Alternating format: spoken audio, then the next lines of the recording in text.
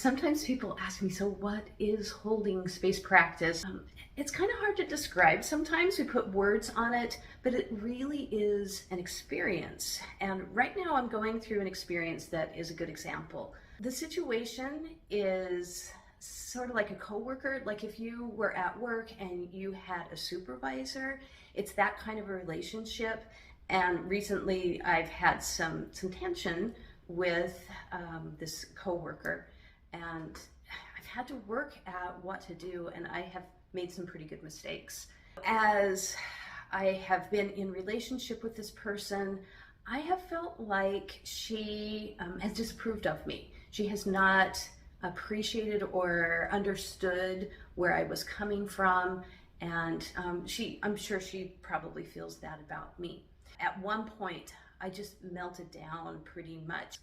I didn't say anything, but I was so emotional in my behavior that it was probably difficult for her. But I couldn't help it. I just felt so misunderstood. So I've noticed a pattern in my mind. I have tried to analyze my way through the situation, and I notice that I begin to blame myself.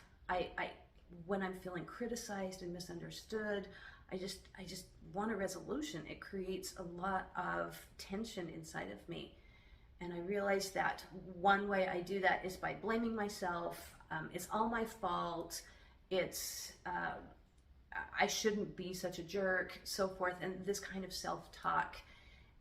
What I find is I go into this dark place of hopelessness as my mind goes there. I was doing this yesterday, and there was a voice inside of me that said, stop. And so I did. Don't go into that dark place. And then I was given a mantra, and the statement was, I am worthy and loved, even when I'm criticized or misunderstood.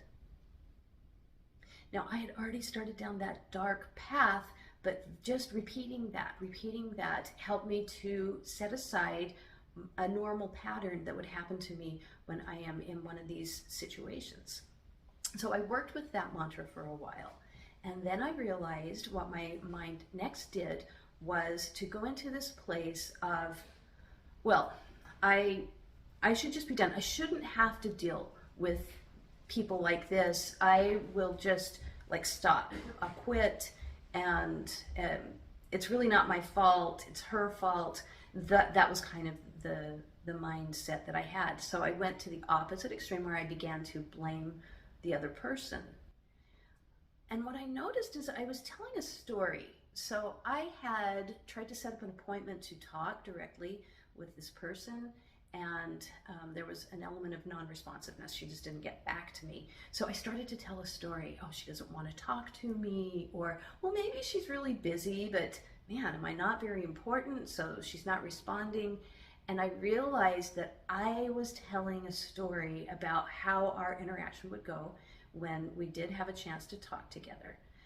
And by doing that, I was trying to create a resolution in my mind because I didn't want to feel the tension in my body. What I found out is that I was shutting down all my emotions, and I didn't feel anything in my body at all. So once I realized that, and I admitted, okay, I cannot go into this space of blaming myself, and I need to come back to this place of I am worthy, I am loved, I am me, this is not going to change, and not going into this place of blaming into the future or expecting what was going to happen into the future, telling a story. When I could come back to that middle space, I realized that there was just a lot of unknowns. I didn't like not knowing the end of the story. So holding space is being able to stay in that place of unknown. I don't know how this is going to turn out, and not get distracted, not run away, not start blaming myself, blaming the other person, and just stay in this feeling of power. I am who I am, and not blame, not try to take away her choices. Like if she chooses not to respond to me, I don't know why. And so there's just an unknown, and I need to stay in the unknown and hold that with a feeling of love. So it's a condition that I have had a very difficult time feeling love in, the feeling of criticism or the feeling of blaming someone else. So holding space practice is sitting in the unknown space and still loving myself and loving other people.